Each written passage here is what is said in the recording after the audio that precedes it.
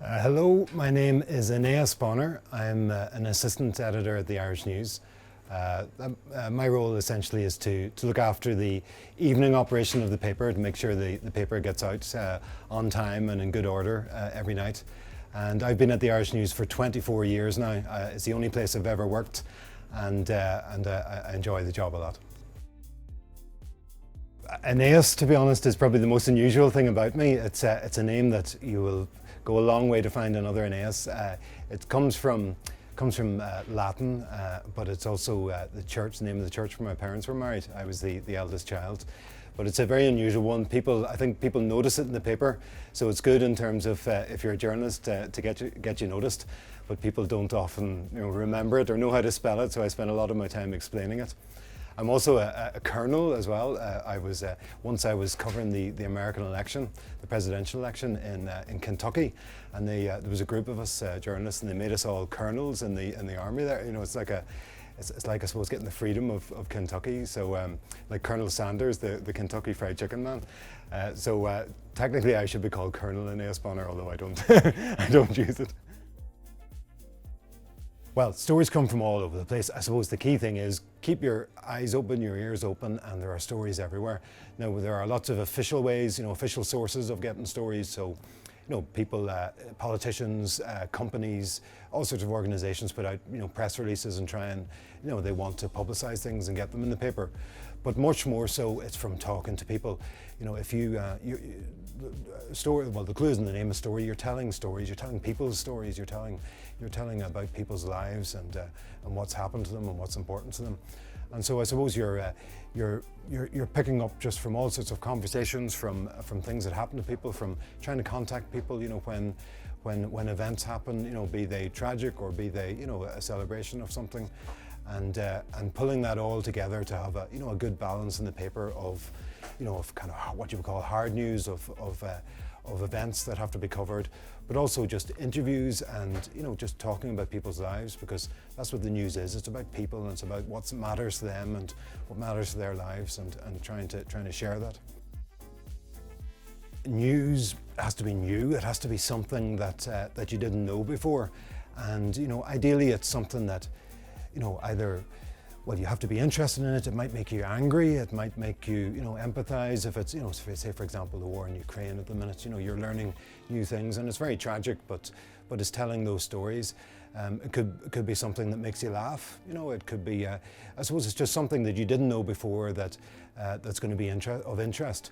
Now, it's one thing, I suppose, just finding out what that is and communicating it. The second part of that is actually making it compelling and making it interesting to people.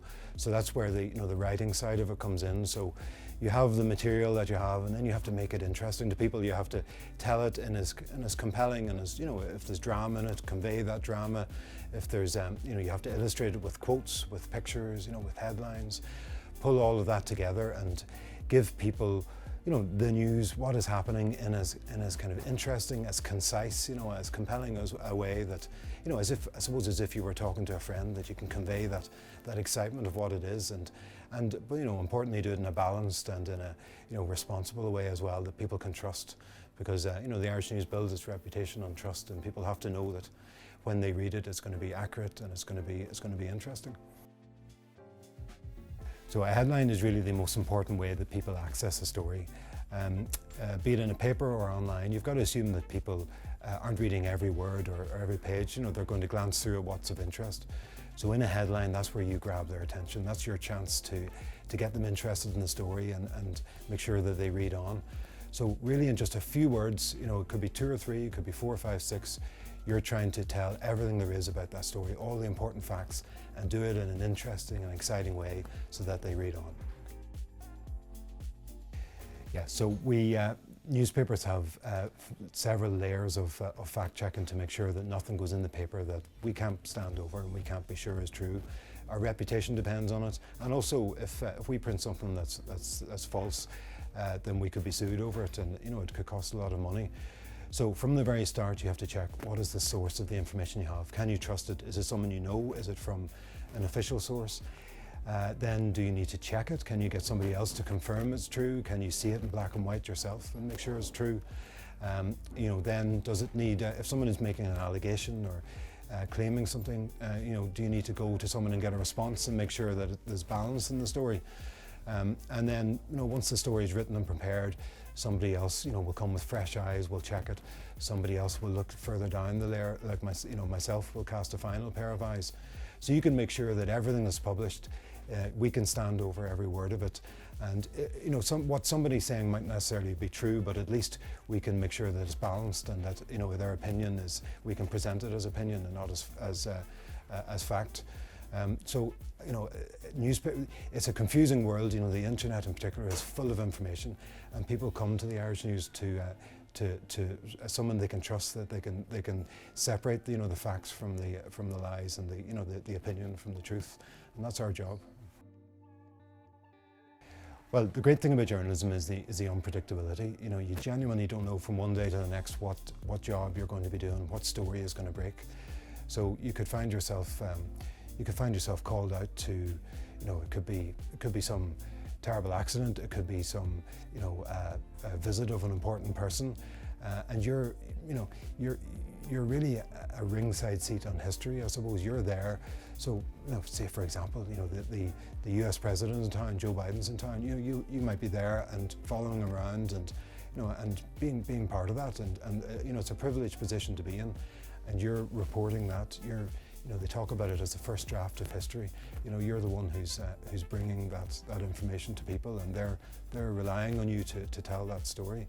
So it's a great privilege, but it's also just the sheer variety. You could be covering anything. I've been around the world, and in places you would never normally be in, covering stories, and meeting all sorts of people that you would never meet from all different walks of life. And they trust you with their personal stories, their information, and you share it with people. And quite apart from anything else, there's a buzz out of it. There's a buzz in finding out information, communicating it on quickly and reliably. And having your name in the paper standing over it, and you're the one who's written this. So I would say, if you love writing, if you love people communicating, telling stories, then journalism, there's nothing like it, really. Well, I started off, I was in school when I started writing. I always loved newspapers. I always loved the news, politics, sport, all of those things. And I started writing a fanzine with a friend who was good at art, and we wrote reviews of games, and we got advertised, and we kind of put the thing together, published it and sold it. And just because I think we loved writing, we loved communicating, and I kept that going, throughout then into college, and I knew I wanted to get into journalism.